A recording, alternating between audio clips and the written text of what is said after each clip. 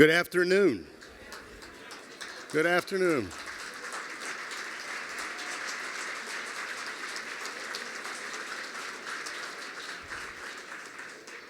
For those who don't know me, my name is Craig Clemenson, and it's my honor to welcome Mr. Carson, Dr. Carson, Secretary Carson to HUD. And he's the 17th Secretary of HUD. I know that we're all looking forward to his leadership. So without any further ado, I am going to ask Secretary Carson and Mrs. Carson to walk out onto the floor. Let's give them a big round of applause.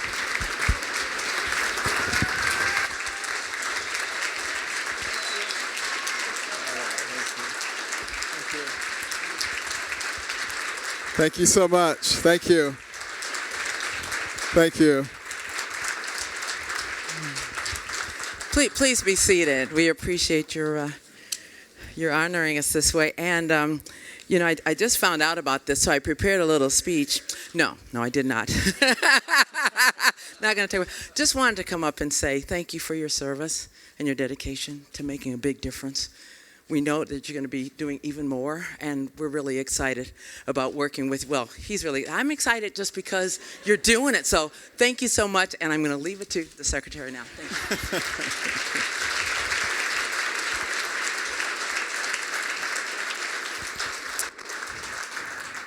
you. Well, I must say it's really quite a new, exciting adventure for me coming to do this. I've already had an opportunity to meet a large number of people, and it has made me even more enthusiastic seeing how dedicated they are to the purposes of this organization. You know, early on in my life, the only thing I ever wanted to do was be a doctor. I loved everything that had to do with medicine. I even liked going to the doctor's office. So tells you I was a strange kid, you know. I would gladly sacrifice a shot just so I could smell the alcohol swabs. But and going to the hospital was like the best thing in the world because, we were medical assistants, and you'd have to wait a long time sometimes before you could see the doctor. And sometimes it was the intern or the resident. It didn't matter to me, though. Some people get all upset, and they say, my time's important, too. Why am I waiting all this time? I would just sit out in the hallway and listen to the PA system. Dr. Jones to the emergency room. Dr. Johnson to the clinic. They sounded so important. And I'd be thinking, one day they'll be saying, Dr. Carson. But, of course, they have beepers now. But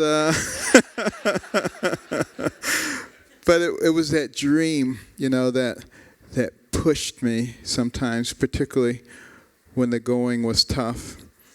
And it certainly was tough. My parents got divorced. I was very young. And, my mother only had a third-grade education. And we had to move in with relatives. So I certainly had an opportunity to know what it was like not to have a nice home or to have any home at all. And she worked so hard, 2-3 jobs at a time. She didn't like the idea of being dependent. And her friends were always saying, you got 2 boys, you don't have to work. But she says, yes, I do. I have to work. And she always made it clear to us how much of our future was within our own hands, no matter what anybody else said. And she made it clear that we knew that the person who had the most to do with what happened to you is you. But we also, along the way, appreciated very much help. And there were always people around who were willing to help, including many of the people who employed her. She was a domestic. She cleaned their homes. But, they would give her things. They would give her, clothing for us, all kinds of things. And those things were very much appreciated. And it's one of the reasons that I feel it's so important to be able to give back. and to be able to do things for other people. You know, my whole medical career was about helping people, trying to save lives, trying to give people quality of life. And I must admit, a few years ago, I decided it was time to retire. I was very much looking forward to retiring and relaxing, you know. I had it all planned out. I was going to retire when I turned 61. And why was I going to do that? Because someone told me that neurosurgeons die early. And I didn't believe it, so I wrote down the name of the last 10 neurosurgeons that I knew who died, calculated the average age of death, and it was 61. So, so I said, if I'm not dead, I'm retiring. I turned 61. But I guess the Lord had a little different idea. But interestingly enough, I started out as an adult neurosurgeon. But I very quickly learned that no matter how good an operation you did on those chronic back pain patients, they never got any better until they got their settlement. Whereas with the kids, you know, what you see is what you get. You know, when they felt good, you know they felt good. When they felt bad, you know they felt bad. And, you know, with a kid, you can operate for 10, 12, 18, 20 hours. And if you're successful, your reward may be 50, 60, 70, 80 years of life. Whereas with an old geezer, you spend all that time operating and they die in 5 years or something else. So I'd like to get a big return on my investment. I'm just kidding. I like old people. I'm one of them now. Anyway.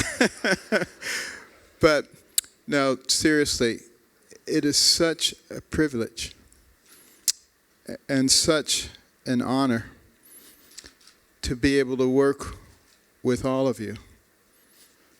And one of the things that really impressed me as I was talking to the landing team here, and they were talking about the people here that they've gotten to know and had an opportunity to work with, and how dedicated they were to the mission of really helping the downtrodden, helping the people in our society to be able to climb the ladder. Because to me, that really is what it's all about. It's about the American dream, the ability to move up that ladder, the ability to make a difference in the lives of our fellow Americans, recognizing how much innate potential there is in them. And there's a great intersection, actually, between medicine and the work of this department.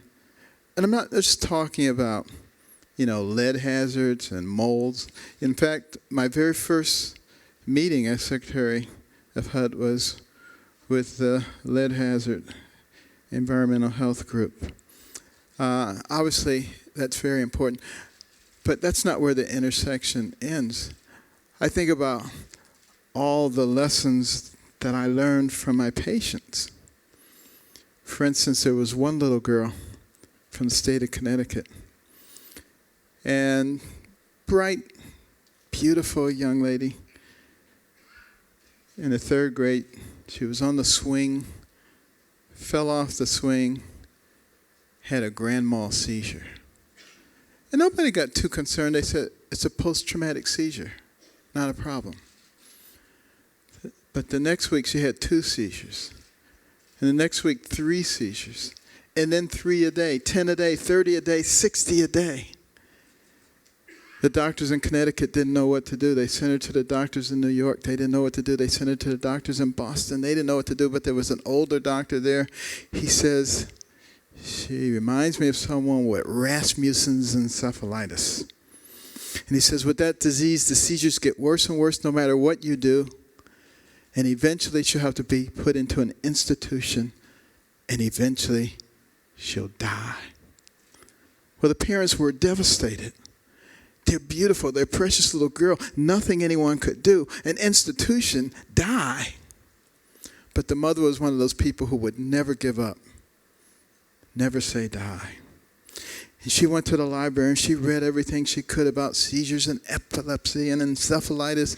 And she discovered some of the work we were doing at Hopkins with a procedure called cerebral hemispherectomy, where we take out half the brain in children to stop intractable seizures. And they brought her for an evaluation. And we evaluated her and felt that she was a candidate for that operation. But when I explained to the parents the risk of surgery, that she might be paralyzed, she might not be able to speak, she might die, they said, "Thank you, doctor, but no thanks." Because we couldn't live with ourselves if she was in a coma or she died and we never even had a chance to say goodbye. So they took the little girl, seizures and all, back home to Connecticut. That Christmas, she was in a play, and while she was on the stage, she had a grand mal seizure. Fell down, arms and legs jerking, eyes rolled back, foaming at the mouth, incontinent of urine. That was the straw that broke the camel's back. They brought her back. They wanted the operation. I performed the operation, took out the left half of her brain. Everything went smoothly, except for one thing. She didn't wake up. She remained in a coma. A day, 2 days, 3 days, still in a coma. Every time I would go in the room, the parents were by the side of the bed, grieving and regretting their decision. I really felt for them. And she used to love Mr. Rogers. So they would play tapes of Mr. Rogers singing and saying poetry and what have you. 2 weeks had gone by, didn't wake her up. 3 weeks went by. Mr. Rogers actually heard about her. Came to Johns Hopkins with all of his puppets to her bedside to try to wake her up. Didn't wake her up. 4 weeks went by, still in a coma. It was 2 a.m. in the morning. Dad was laying on a cot next to her bed. And she said, "Daddy, my nose itches." He was so shocked. He jumped up. He was so excited. He ran out in the hallway. She talked. Only had on his underpants. Everybody came out.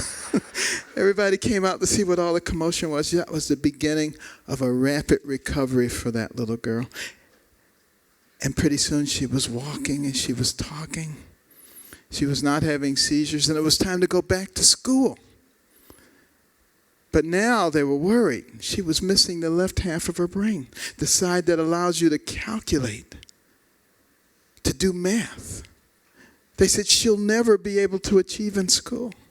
But that little girl was so determined. She worked so hard that she had the highest math score in her class with half of a brain. And I frequently, when I talk to young people about that story, I said, "Can you imagine what you could do with a whole brain and some concentration?" And I believe that there is so much potential. There is so much that we're going to be able to accomplish. One of the first jobs that I want to do as secretary is listen. Is listen to people across this country.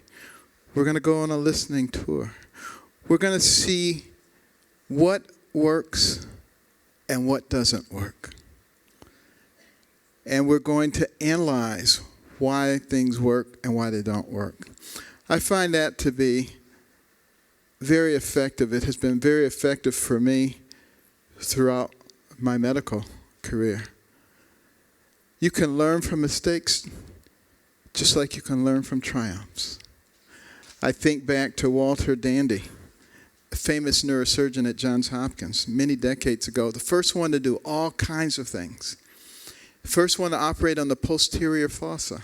People said, "You can't operate on that part back there because it's small and restrictive and the tissue will swell and the patient will die." But Dandy operated on somebody with a lesion in the posterior fossa. And the tissue did swell and the patient did die. and another, and they died, and another, and they died. The first 13 all died. I can't even imagine what he said to the 14th patient. They asked how the others did. Probably said nobody's complaining, you know. But the fact of the matter is, he persisted. He learned. And now we're able to do posterior fossa operations routinely and safely. And what does that say about being able to observe and being able to learn from what has happened, be it good or be it bad? And the way I look at it, all the things that have happened leading up to this point are things from which we can learn, are stepping stones to allow us to get to that next place in our society. You know, I've had the privilege of visiting 58 different countries. And I got to tell you, no matter what anybody says, we are extraordinarily lucky to live in this country, the United States of America. And I think we have a duty to do everything we can to enhance it for the next generation. We have a duty to reject the purveyors of division and hatred that exist out there. We have a duty to enhance fairness for everyone. And one of the things that you will notice in this department under my leadership is that there will be a very big emphasis on fairness for everybody. Everything that we do, every policy, no favorites for anybody, no extras for anybody, but complete fairness for everybody. Because that was really what the founders of this nation had in mind. And if you read the Constitution, it becomes very clear that that was the goal. People could do whatever they wanted as long as what you wanted to do didn't interfere with me and with what I want to do. That's the way I think we should do things. Doesn't mean that we are not going to be extremely vigilant when it comes to the laws of our land, extremely vigilant in terms of enforcing them. But it does mean that we recognize that when we treat people fairly, the need to regulate their lives and to try to force people to do things becomes much, much smaller. Because people don't feel that they're being treated unjustly. And therefore, they're not looking for a way around the situation. And I don't see any reason why we can't lead that effort in this department. It is extremely well situated on a platform that is visible to all, that will give us the opportunity to show not only people in this country, but people in the world what it means to care about your fellow man, what it means to look after their rights, what it means to understand that every one of the children born in our nation is a treasure. And it's someone for us to develop. And if we develop that potential, they become part of the engine and not part of the load. And every human being, regardless of their ethnicities or their background, they have a brain. The human brain. There is nothing in this universe that even begins to compare with the human brain and what it is capable of. billions and billions of neurons, hundreds of billions of interconnections. It remembers everything you've ever seen, everything you've ever heard. I could take the oldest person here, make a little hole right here on the side of the head,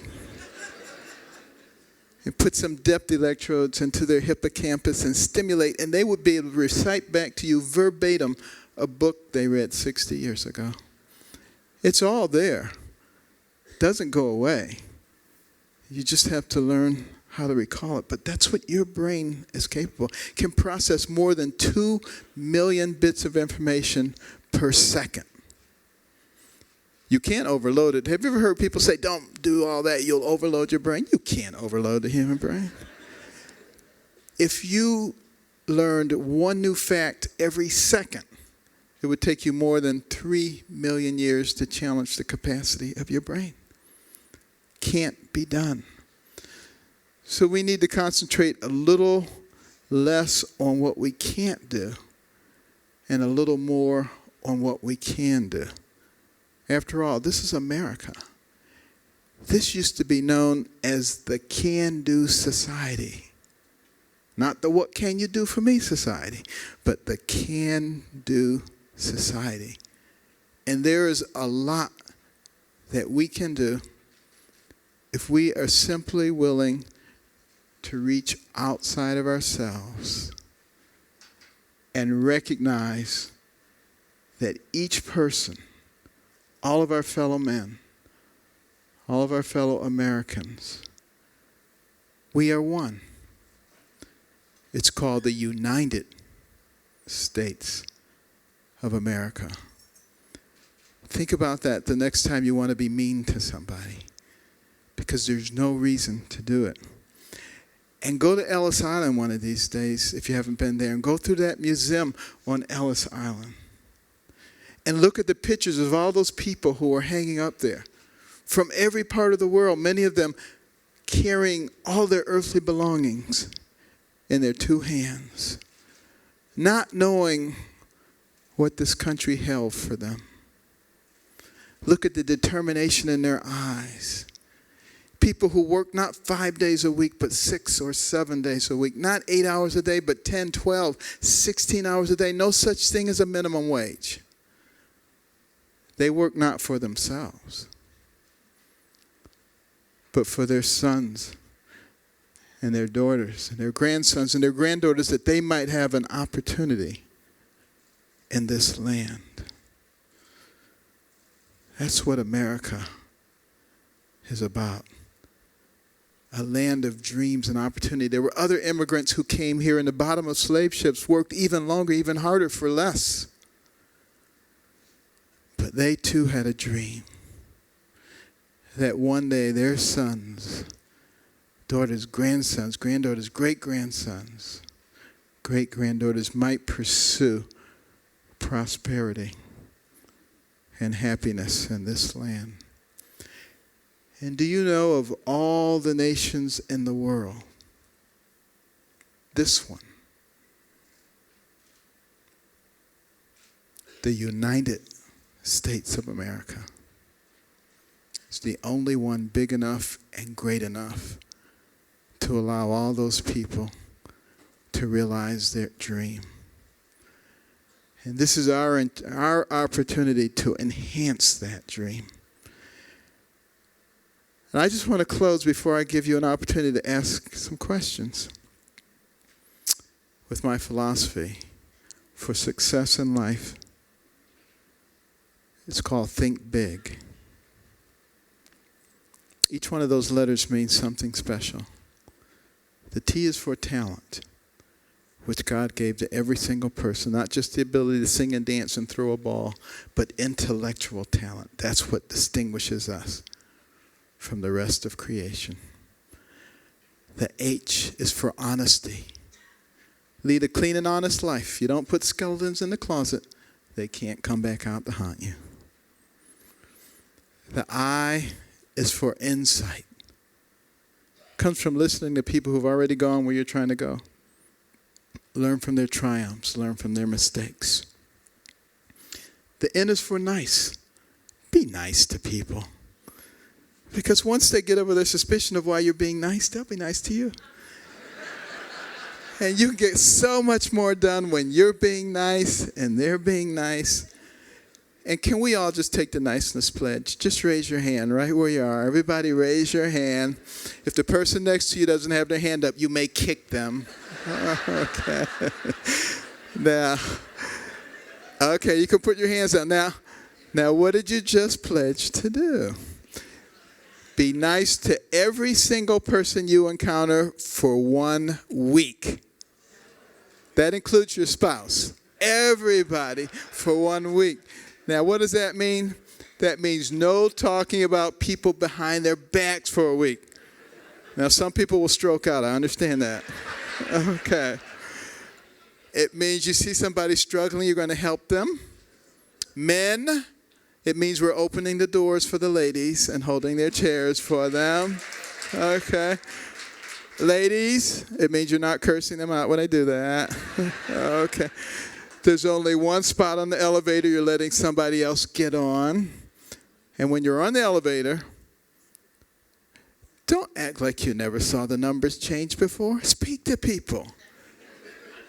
You know, they might stroke out, but speak to them. Just say hello to people on the elevator.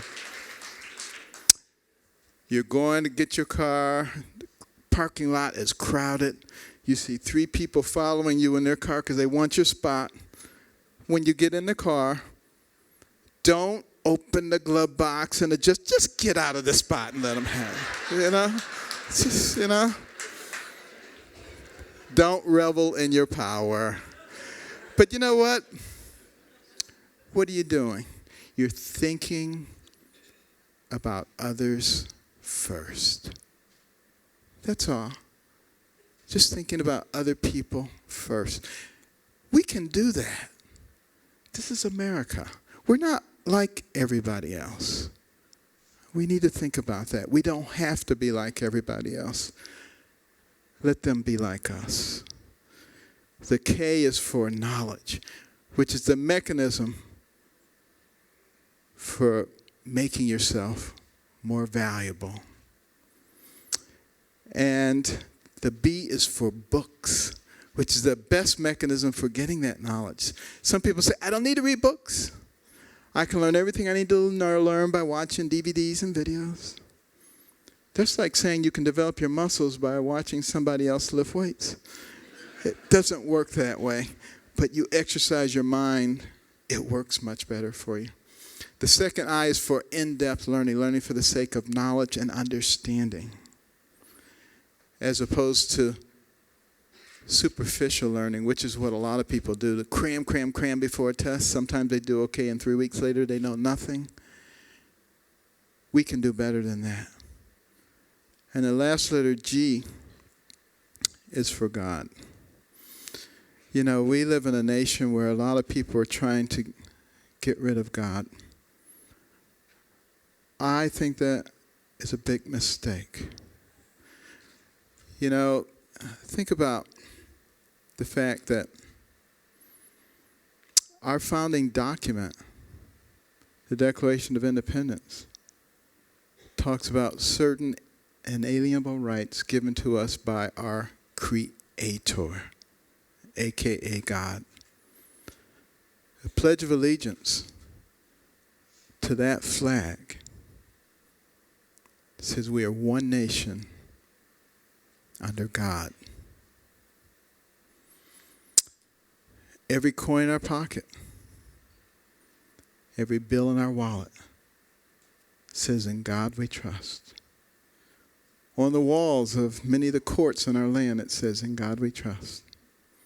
So if it's in our founding document, it's in our pledge, it's in our courts, and it's on our money, but we're not supposed to talk about it, what in the world is that? In medicine, we call it schizophrenia. And doesn't that explain a lot of what's going on in our society?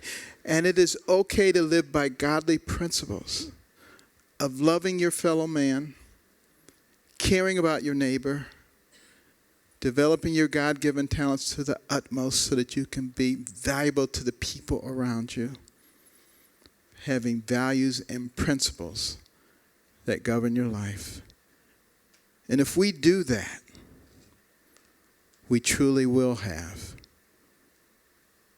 one nation under God, indivisible, with liberty and justice for all. Thank you very much.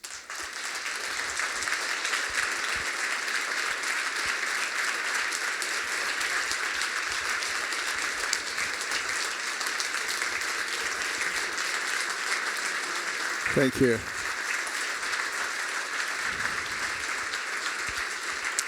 Thank you so much. Thank you. Now, we have an opportunity for a few questions, and then if anybody wants to take a picture or whatever, I'll be around for a few minutes.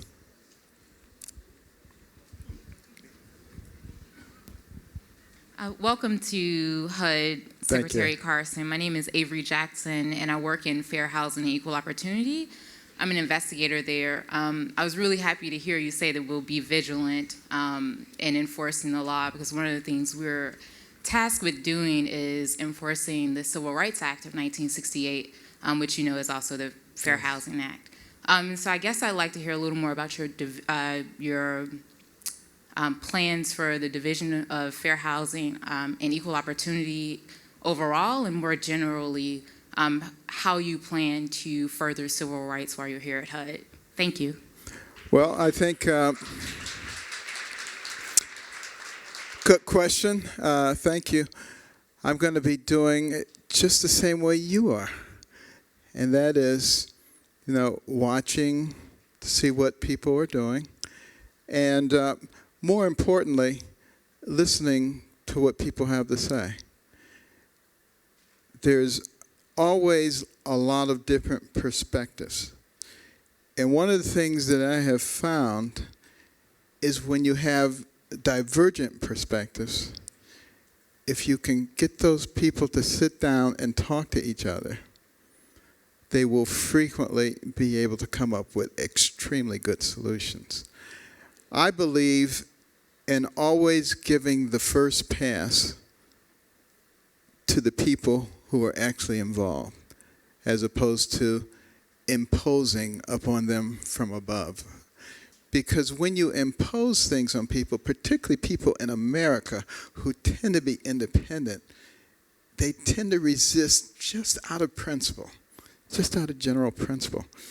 Whereas when they are involved themselves, this is something I learned from my mother. She only had a third-grade education, but she's an extremely wise person. And for my brother and me, the rules of the house, she always had us sit down and make them up. Therefore, we couldn't really complain about them. And it worked pretty good, I got to admit. We had a very smooth running house, no matter all the chaos that was going on outside because of that ruling. Another question.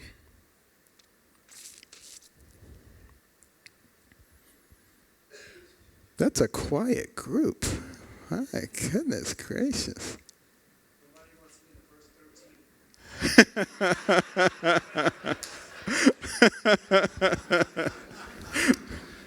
Hi, Dr. Carson. Hi. My name is Jay Martin. I work at FHA front office and in manufactured housing. And I'm interested in hearing about how you talk about wanting public-private partnerships. For example, in FHA, we do a lot of that with both the mortgage market and my original office, manufactured housing. So can you talk a little bit about that? Well, interestingly enough, the problems that plague us, homelessness, inadequate numbers of affordable housing units. These are things that affect our entire society. And I've found that there are enormous numbers of people out there, people of goodwill, who are quite willing to get involved in helping to solve these problems. We don't necessarily have to always depend on the government and government financing. There's a lot more money out outside of government than there is inside of government. Although there are some people who would like to change that. But anyway, I won't get into that. Providing opportunities that are win-win situations. That's how we get more of the private sector involved in the governmental programs. I remember when I was in college, and I would come back to Detroit in the summertime. I was at Yale, and they'd be saying, "There's not going to be any jobs this summer because of the economy." And Ford and General Motors and Chrysler were doing terrible, and Toyota was doing great, and Nissan was doing well, which they called it back in those days. And no one's going to get a job, but I always got a job because I didn't do what everybody else did, look at the want ads or go with the want posters. I would just get on the bus, and I would ride until I saw a bunch of small businesses, and I'd get off the bus and go knock on the door and say, "Hello, my name is Ben Carson. I'm a student at Yale. I'm looking for a summer job." Guess what? I would get a job because a lot of the small businesses didn't have an advertising budget, but if you showed up on their doorstep, of course they had a job for you. It was great. But one summer that didn't even work. So I remember when I was interviewing for Yale, I did a regional interview at the Young and Rubicon advertising firm. So I went to the Young and Rubicon building, and I got on the executive elevator, went up to the penthouse, waited for the secretary to turn her back. I went into the guy's office. And he said, "Benjamin, how are you? How are things at Yale?" And I said, "Things are great, but I'm home for the summer. I can't find a job." He said, Did you try our personnel department?" I said, "Yeah, they're not hiring any students this summer." He picked up the phone, called the personnel director, says, "There's a young man by the name of Ben Carson on the way down there. Give him a job." So I had a job that summer, too. A little untraditional, out of the box, but it worked. But I was working one summer for the highway department cleanup crew. I was a supervisor for the cleanup crews. And, you know, these guys you see with the big plastic bags going along the highway picking up trash. And the only problem was they didn't really want to do it. And I didn't want to be paid if they weren't doing their job. So I got the guys together and I said, "Look, guys, you don't want to be picking up trash in the hot sun, right?" They said, "You got that right." I said, "Okay." I said, "I have an idea." I said, "Why don't we start at 6 a.m. in the morning?" They said, 6 a.m.? Are you crazy? What are they teaching you at that fancy school? I said, "No, hear me out. At 6 a.m., it's cool, and you can work efficiently. And your job is to pick up 100 bags of garbage, and you have 8 hours to do it. But here's the deal. I'll pay you for 8 hours even if you do it in 7 hours. I'll pay you for 8 hours if you do it in 6 hours. I'll pay you for 8 hours no matter what amount of time it takes you to do it." You have never seen people work like this before. I mean, by 8 a.m., they would have 200 bags, whole stretches of highway. And the people who ran the program were flabbergasted. And they would say, "Carson's crews are amazing, but we never see them." But but it was a win-win situation. And that's what we have to do with these public-private partnerships.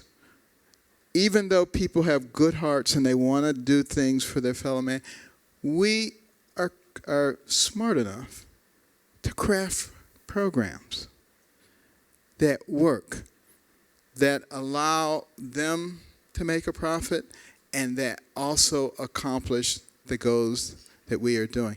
That's how America went from nowhere to the pinnacle of the world in record time. We took advantage of the entrepreneurial spirit.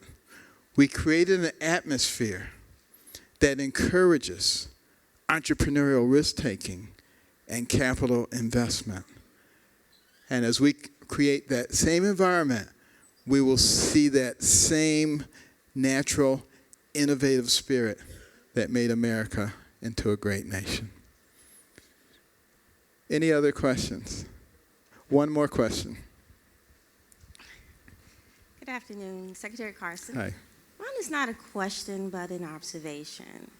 I think with the new administration, federal employees are sometimes a little afraid of what the new administration bring to the agency. But for me, I would like to just thank you, because I was one of those people who was afraid of what the new administration would bring to HUD. But I think that your address to us have addressed those uncertainties. You have made me very comfortable with being under your leadership. And I, for one, just want to thank you. I really appreciate everything you said. And you've encouraged me to think big, and you have encouraged me to try to reach those standards that you have for yourself and for HUD. And I just wanted to say thank you. I really appreciate your speech. Thank you. Thank you. Okay. Well, I appreciate that sentiment, and I am very much looking forward to a tremendous time here, very harmonious with us working together. I hope the different departments, different divisions here will work across the aisle. Make sure that you get to know each other. The more we know each other, the more effective we're going to be as an organization. And we will get together periodically, talk about what's going on. You're going to be able to see the incredible influence that you're having on the policies of this nation. Thank you all so much.